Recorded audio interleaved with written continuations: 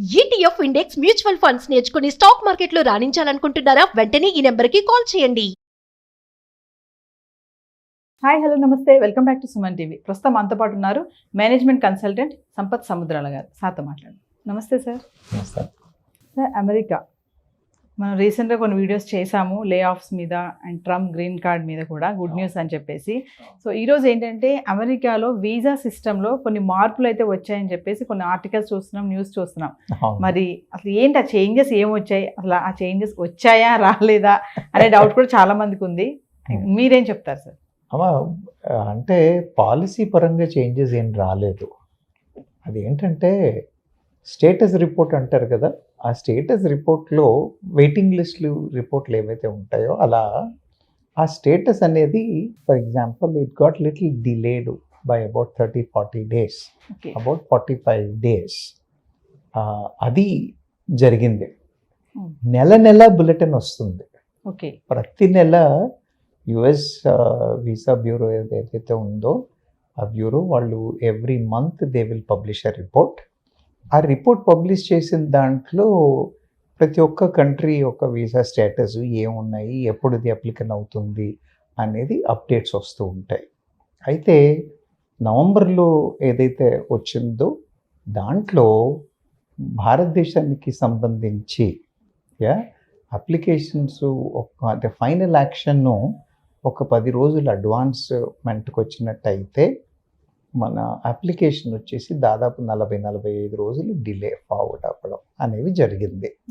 ఇది మార్పులు అంతే. వీటిని పాలసీ చేంజెస్ అని అనడానికి లేదు, కానీ డిమాండ్ ప్రకారంగా వెయిట్ లిస్ట్ కొద్దిగా మారింది అని చెప్పచ్చు.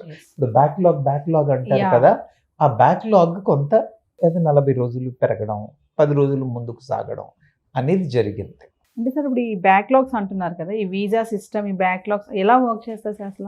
ఏం లేదు, ఇప్పుడు వాళ్ళు ప్రతి ఒక్క కంట్రీకి ఇన్ని నంబర్ల వీసాలు మేము ప్రతి సంవత్సరం ఇస్తాం అని పెట్టుకున్నారు.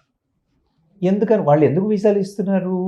వాళ్ళ దేశానికి వచ్చే ప్రజానీకం వాళ్ళ ఎకానమీని, వాళ్ళ టెక్నాలజీని వాళ్ళకి పెంపొందించడానికి సహాయపడే వాళ్ళు కావాలి.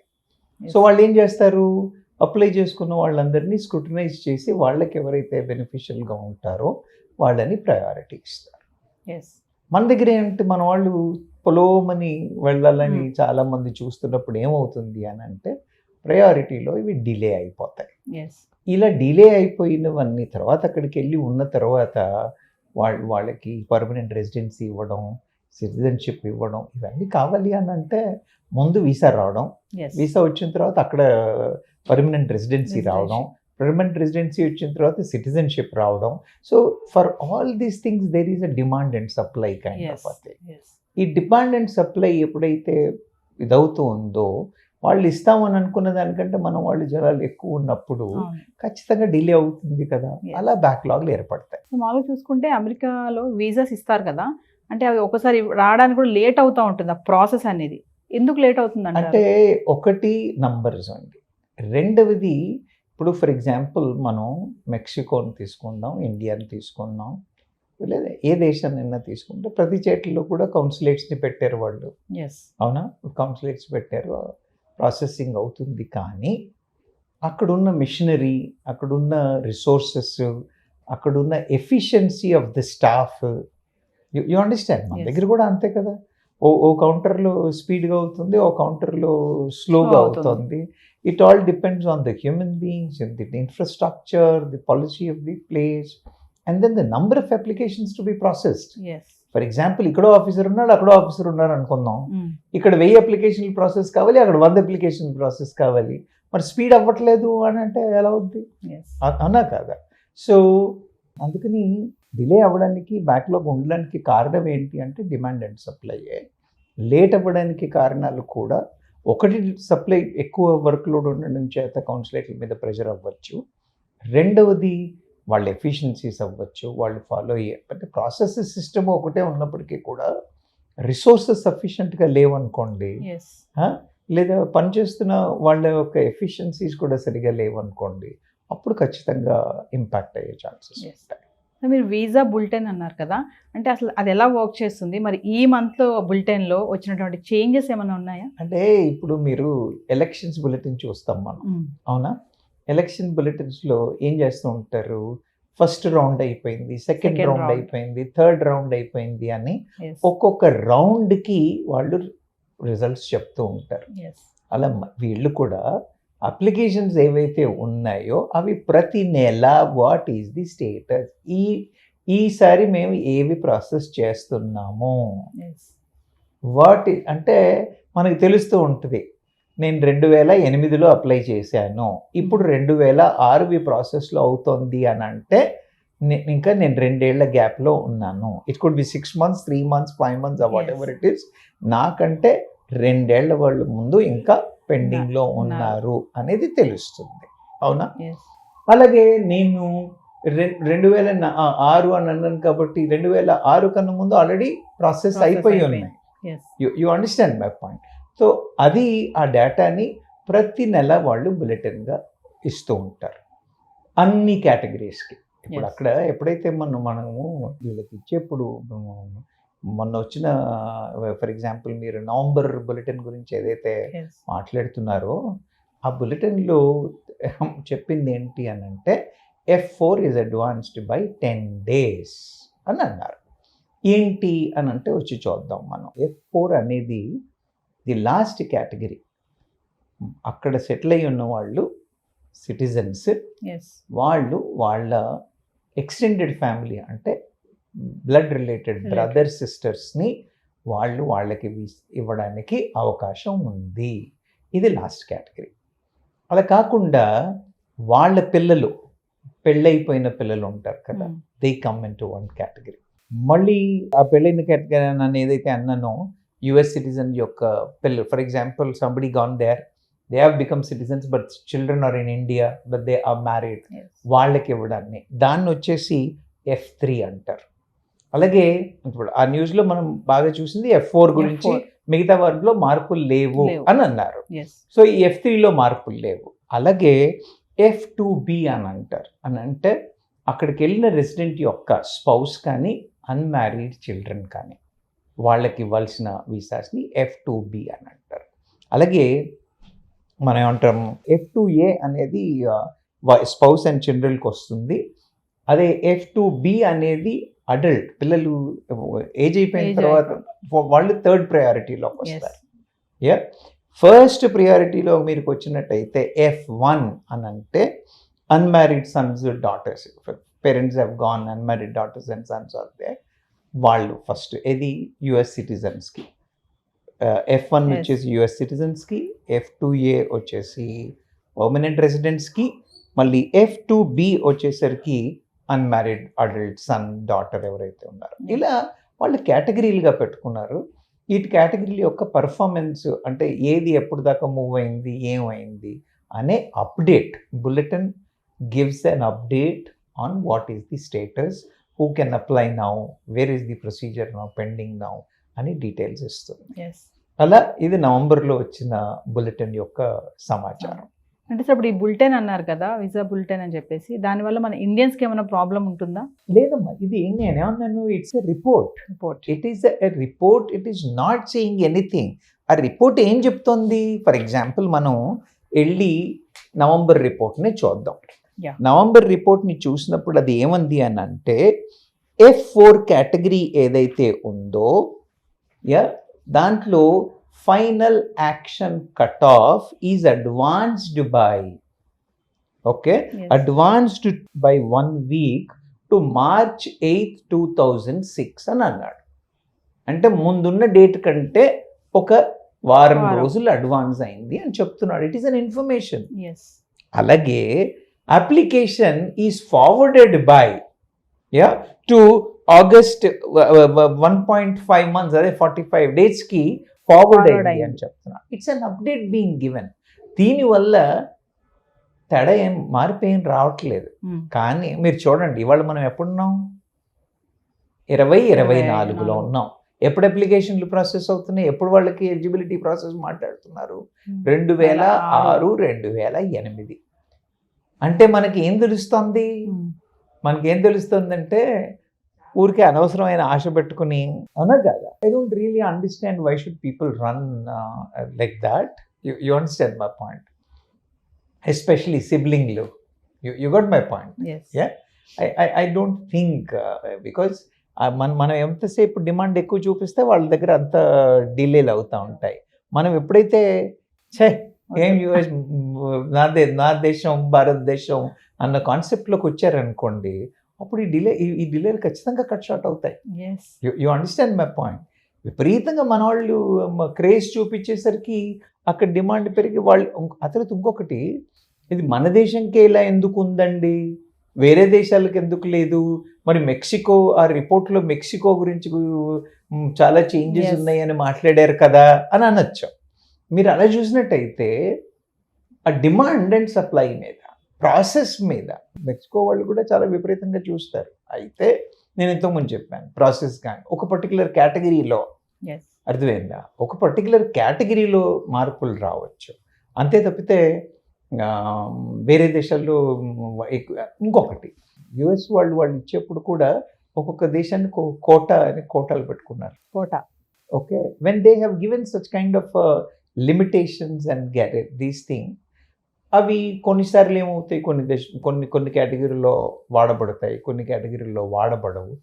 వాళ్ళు ఒకవేళ ఆ కేటగిరీని అడ్జస్ట్ చేసినట్టయితే ఇంకొంచెం స్పీడ్ పెరగడానికి అవకాశాలు ఉన్నాయి. yes తర్వాత కొన్ని కంట్రీస్ నుంచి ఎక్కువగా లేరు, కొన్ని కంట్రీస్లో డిమాండ్ ఉంది అని అంటే, if these people who are coming from those countries are adding value to them, they have to take a political decision. అవునా కదా. yes It should happen as a government policy decision, saying that 100 మంది కాదు, we will take 110 now అని అన్నారు అనుకోండి, 10% speed will improve. అంటే sir మన Indians కి వీసా పొందడానికి ఛాలెంజెస్ ఏమైనా ఉన్నాయా అంటే?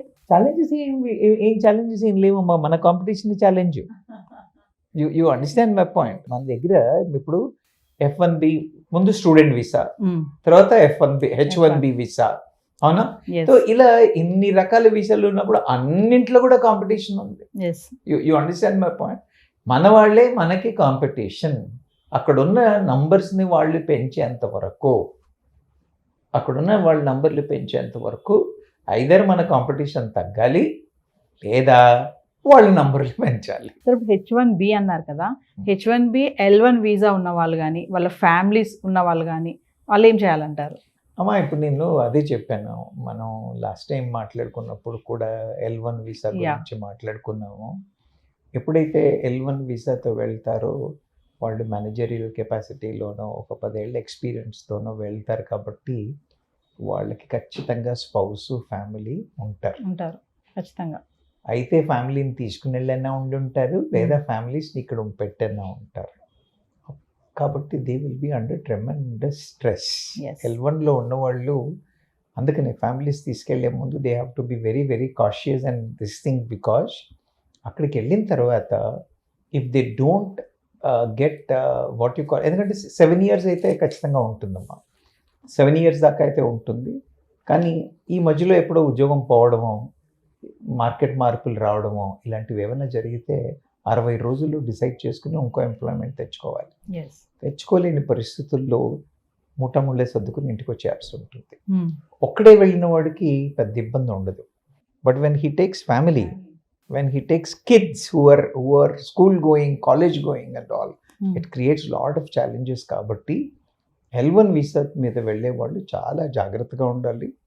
లేదు మేము ఫ్యామిలీస్ని తీసుకెళ్తాము లేదా అని అనుకుంటే they should be always on the toes to improve their skill set, be ready for employment change, and they should be able to get their what you call alternate employment if this employment goes and they get an alternate visa.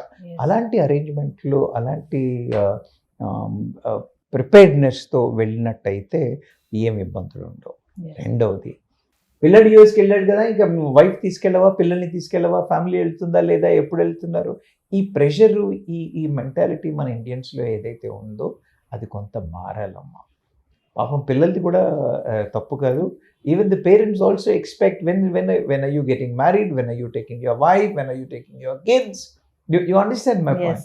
ఈ ప్రెషర్లన్నీ కూడా it will until ఒకటి they need to handle their career. They have already career challenges ఉన్నాయి. Career challenges పక్కన పెట్టుకుని this family will become an other pressure.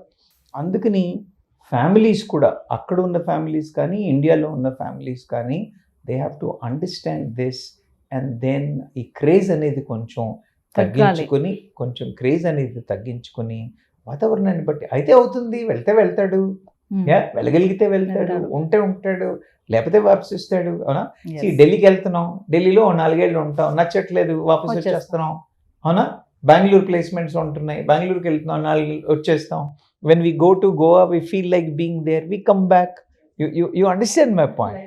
అలాంటి మైండ్ సెట్లో ఉంటే మాత్రం ఖచ్చితంగా ఏమీ ఇబ్బంది ఉండదు. అలా లేనప్పుడే ఇష్యూస్. సరే, మరి ఇప్పుడు బ్రదర్ అండ్ సిస్టర్స్ ఉంటారు అక్కడ, వాళ్ళ ద్వారా మనం వెళ్ళాలి అంటే ఏం చేయాలి? ఇప్పుడు అదే చెప్తున్నాను కదా, ఈ F4 అనేది మనం ఏదైతే మాట్లాడుతూ ఉన్నామో అదే.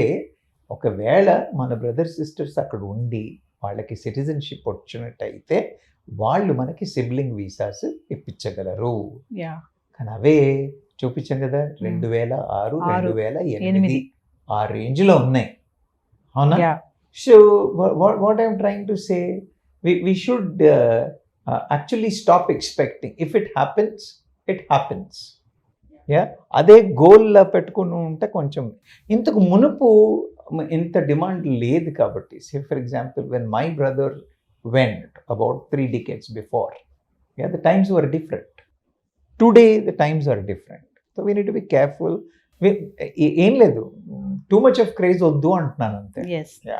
ఇంకోటిసారి వీసా మనకి త్వరగా రావాలి, డిలే అవ్వకుండా ఉండాలంటే రూల్స్లో ఏమైనా చేంజెస్ రావాలంటారా? ఖచ్చితంగా కదా. అంటే రూల్స్లో చేంజ్ అని ఏం కాదు, కానీ పాలసీ ప్రకారంగా ఇవాళ వాళ్ళు నేను చెప్పాను కదా 80,000 ఏదో కోటా పెట్టుకున్నారు వాళ్ళు. అలా కాకుండా they have to increase those numbers. When will they increase those numbers? When they have find some more value and they wanted. అలా కాకుండా వేరే కంట్రీస్ టోటల్గా వాళ్ళ దగ్గర ఉన్న ఆ తర్వాత ఇప్పుడు వాళ్ళు పొలోమని జనాల్ని అలౌ చేసిన అక్కడ సిటిజన్స్ ఒప్పుకోవద్దు. You understand my point? అక్కడ సిటిజన్స్ వాళ్ళ రైట్స్ వాళ్ళకి కాంపిటీషన్ పెరిగిపోతుంది అని. కాబట్టి it's a challenge to the government there also.